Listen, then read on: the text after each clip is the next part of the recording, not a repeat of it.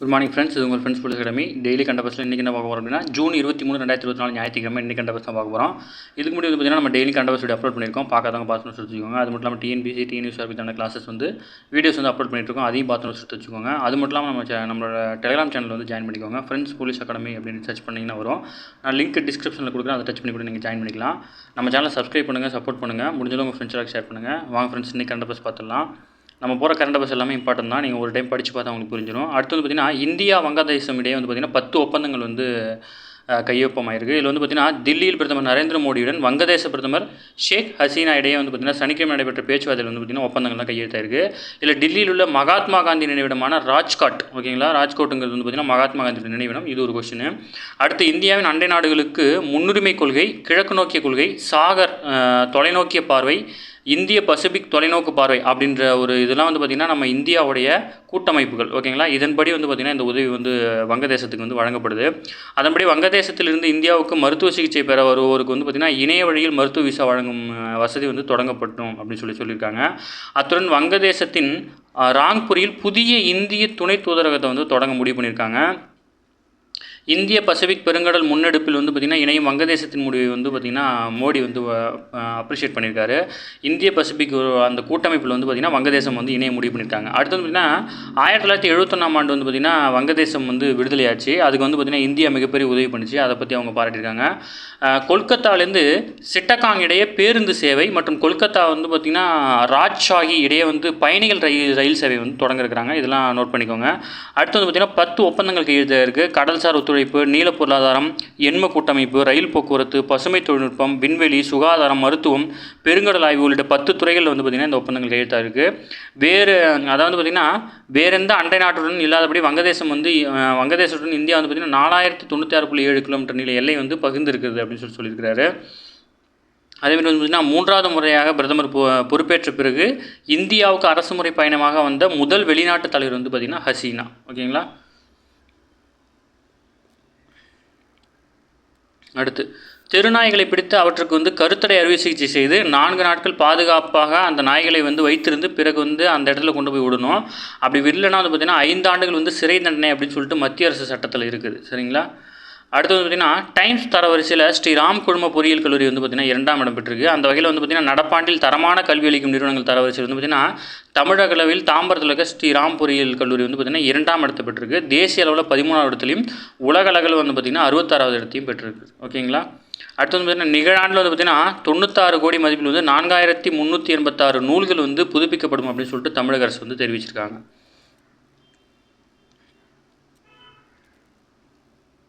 அடுத்து கள்ளக்குறிச்சியில் வந்து பார்த்திங்கன்னா கள்ளச்சாராயத்தில் ஏற்பட்ட உயிரிழப்புகள் குறித்த விசாரணை அறிக்கை 2 நாட்கள் வந்து பார்த்திங்கன்னா மத்திய அரசிடம் சமர்ப்பிக்கப்படும் என்று தேசிய தாழ்த்தப்பட்டோர் ஆணைய இயக்குனர், ஓகேங்களா, எஸ் ரவிவர்மா வந்து தெரிவிச்சிருக்காரு. தேசிய தாழ்த்தப்பட்டோர் ஆணைய இயக்குனருடைய பேர் வந்து பார்த்திங்கன்னா எஸ் ரவிவர்மா. அதையும் தெரிஞ்சு வச்சுக்கோங்க, நோட் பண்ணிக்கோங்க. இம்பார்ட்டன்ட் கொஸ்டின்ஸ் தான் இதெல்லாம். அடுத்து வந்து பார்த்திங்கன்னா நாளை வந்து பார்த்திங்கன்னா 18வது மக்களவை வந்து கூடுது, ஓகேங்களா. 18வது மக்களவை கூட்டம் வந்து முதல் கூட்டம் வந்து நாளைக்கு கூட இருக்குது. அதேமாதிரி மாநிலங்களவையின் 264வது அமர்வு வந்து பார்த்திங்கன்னா நாளைக்கு கூட இருக்குது, ஓகேங்களா. அடுத்து வந்து பார்த்திங்கன்னா அதாவது பார்த்திங்கன்னா வங்கதேசம் மற்றும் இந்தியாவுடனான உறவுகளை பற்றி எக்ஸ்ட்ரா டேட்டா கொடுத்துருக்காங்க. இதையும் வந்து அது கூட சேர்த்து எழுதிக்கோங்க. தீஸ்தா நதிநீர் சேமிப்பு மேலாண்மை திட்டம் வந்து தொடர்பாக பேச்சுவார்த்தை வந்து பார்த்திங்கன்னா இந்திய தொழில்நுட்ப குழுவில் விரைவில் வங்கதேசம் செல்லும் அப்படின்னு சொல்லியிருக்காங்க. அதாவது பார்த்திங்கன்னா இரு நாடுகளில் இந்தியாவுக்கும் வங்கதேசம் இடையே 54 நதிகள் வந்து பாயுது. அதில் முக்கியமானது வந்து தீஸ்தா நதி. இந்த தீஸ்தா நதிநீர் தொடர்பான வந்து பார்த்திங்கன்னா எந்த இரு நாடுகளுக்கு இடையே வந்து ஒப்பந்தம் ஏற்பட போகுது அப்படின்னா வங்கதேசத்துக்கும் இந்தியாவுக்கும். இது முக்கியமான கேள்வி. தீஸ்தா நதியில் முக்கியமான கேள்வி, ஓகேங்களா. இந்தியா வங்கதேசம் இடையே தீஸ்தா நதிநீர் பகிர்வு தொடர்பாக ஒப்பந்தம் முன்மொழிவு நீண்ட நாட்களாக நிலுவையில் இருந்து இப்போ தான் வந்து அதோட ஒர்க்கை ஸ்டார்ட் பண்ணியிருக்காங்க, ஓகேங்களா. இன்னும் எனக்கில்லை, ஆனால் வந்து அதுக்கான பேச்சுவார்த்தை வந்து நடத்திருக்கிறாங்க. டெக்னிக்கல் டீம் வந்து வங்கதேசம் போகிறாங்க, ஓகேங்களா. இந்தியாவின் உதவியால் இலங்கை வந்து பொருளாதார நெருக்கடி வந்து சமாளித்தாங்க அப்படின்னு சொல்லியிருக்காரு. யார் சொல்லியிருக்கா அப்படின்னா இலங்கையோட பிரதமர் ரணில் விக்ரமசிங் வந்து சொல்லியிருக்காரு. இந்தியா வந்து பார்த்திங்கன்னா 29,000 கோடி வந்து பார்த்திங்கன்னா நிதி வந்து உதவி இருக்கிறாங்க இலங்கைக்கு. இலங்கை இந்தியா இடையே மின்சார இணைப்பு திட்டம், சம்பூர் சூரிய சக்தி திட்டம், 3 தீவுகள் திட்டம், தொழிற்சாலை முதலீடு மற்றும் சுற்றுலாவுக்கு உகந்த இடமாக திகழும் திரிகோணமலை மேம்பாட்டு திட்டம். இந்த திட்டம் எல்லாம் இலங்கை சார்ந்தது. இதை ஞாபகம் வச்சுக்கணும், ஓகேங்களா. இலங்கை இந்தியாவோட மின்சார இணைப்பு திட்டம் இருக்குது. அப்புறம் வந்து பார்த்திங்கன்னா சம்பூர் சூரிய சக்தி திட்டம் வந்து பார்த்திங்கன்னா சம்பூர் சூரியசக்தி திட்டம் வந்து இலங்கை சார்ந்தது. அப்புறம் வந்து பார்த்திங்கன்னா 3 தீவுகள் திட்டமும் வந்து பார்த்திங்கன்னா இலங்கை சார்ந்தது. அதுக்கப்புறம் வந்து பார்த்திங்கன்னா திரிகோணமலை மேம்பாட்டு திட்டமும் வந்து பார்த்திங்கன்னா இலங்கை சார்ந்த திட்டம். இதெல்லாம் ஞாபகம் வச்சுக்கணும். அடுத்து வந்து பார்த்திங்கன்னா நாகப்பட்டினத்திலிருந்து திரிகோணமலைக்கு குழாய் மூலம் எண்ணெய் விநியோக திட்டம் வந்து பார்த்திங்கன்னா இறுதி அறிக்கை வந்து தாக்கல் பண்ண போகிறாங்க. சரிங்களா? இலங்கை சேர்ந்த திட்டங்கள்லாம் ஞாபகம் வச்சுக்கோங்க. தீஸ்தானா வங்கதேசம், மற்றபடி திரிகோணமலையெல்லாம் வந்துச்சு அப்படின்னா இலங்கைன்னு போட்டுருங்க. ஓகேங்களா? அடுத்து வந்து பார்த்திங்கன்னா தேசிய தேர்வு முகமை NTA சார்பில் நடத்தப்படும் போட்டித் தேர்வுகளை சீரமைக்க இந்திய விண்வெளி ஆய்வு மைய இஸ்ரோவுடைய முன்னாள் தலைவர் ராதாகிருஷ்ணன் தலைமையில் வந்து பார்த்திங்கன்னா 7 பேர் கொண்ட உயர்நிலை குழு வந்து அமைச்சிருக்காங்க. ஓகேங்களா? இஸ்ரோவின் முன்னாள் தலைவர் ராமகிருஷ்ணன் தலைமையிலும் இக்குழு வந்து பார்த்திங்கன்னா ஹைதராபாத் மத்திய பல்கலைக்கழக துணைவேந்தர் BJ ராவ், அப்புறம் வந்து BJ ராவ் தில்லி, அப்புறம் வந்து தில்லியினுடைய எய்ம்ஸோட முன்னாள் இயக்குனர் ரந்தீப் குலே, இவங்கெல்லாம் சேர்ந்து வந்து பார்த்திங்கன்னா ஒரு டீம் ஃபார்ம் பண்ணியிருக்காங்க. மொத்தம் வந்து பார்த்திங்கன்னா 7 பேர் கொண்ட டீம். ஓகேங்களா? அந்த எக்ஸாம் பற்றி வந்து பார்த்திங்கன்னா எக்ஸாம் பற்றி அனலைஸ் பண்ணி அதை வந்து சீரமைக்கிறதுக்காக இந்த டீம் வந்து ஃபார்ம் பண்ணியிருக்காங்க. சரிங்களா? அடுத்து வந்து பார்த்திங்கன்னா உலகக்கோப்பை வில்வித்தையில் வந்து பார்த்திங்கன்னா இந்திய மகளிர் வந்து ஹாட்ரிக் தங்கம் வென்றிருக்காங்க. உலகக்கோப்பை வில்வித்தை போட்டியில் வந்து பார்த்திங்கன்னா காம்பவுண்ட் பிரிவில் இந்திய மகளிர் வந்து ஹாட்ரிக் தங்கம் வந்து வென்றிருக்காங்க.